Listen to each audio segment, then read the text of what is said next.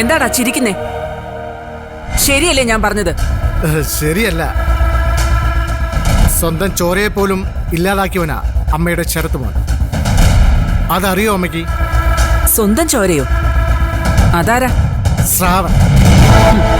ഓ, ആ മരണവും പാവ എന്റെ മോന്റെ തലയെ കെട്ടിവെക്കുകയാണല്ലേ?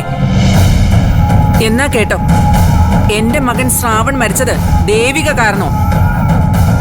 അവളാ അതിന്റെ പിന്നില്. ഒരിക്കലുമല്ല. അത് ചെയ്തത് ദേവികയല്ല, ശരത്താ. ശരത്തിനെ എന്നെ സഹായിച്ചത് ഈ ഞാനാ.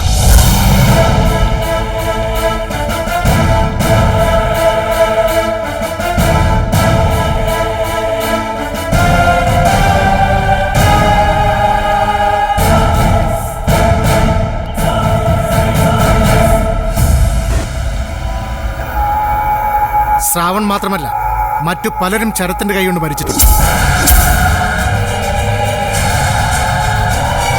അമ്മ എന്നെ വിശ്വസിക്കണം. ഞാൻ നുണയല്ല പറയുന്നത്. സ്വന്തം ചേട്ടനെ അവൻ? ഇല്ല, ഞാനത് വിശ്വസിക്കില്ല. നീ നുണ പറയുക? എന്നെ അവനെ തെറ്റിക്കാൻ നീ നുണ പറയുക? അമ്മ ഇപ്പൊ വിശ്വസിക്കണ്ട. ഇന്നല്ലെങ്കിൽ നാളെ എല്ലാ രഹസ്യങ്ങളും പുറത്തു വരും. അപ്പൊ അമ്മയ്ക്ക് മനസ്സിലാവും ആര് പറയുന്നതാ ശരിയെന്ന്. എന്തും ചെയ്യാൻ മടിയില്ലാത്തൊരു ഭീകരന്റെ ഒപ്പമാണ് അമ്മ ഇപ്പൊ ജീവിക്കുന്നത്. അമ്മയുടെ കഷ്ടകാലത്തിന് അത് സ്വന്തം മോനായിപ്പോയെന്ന് മാത്രം.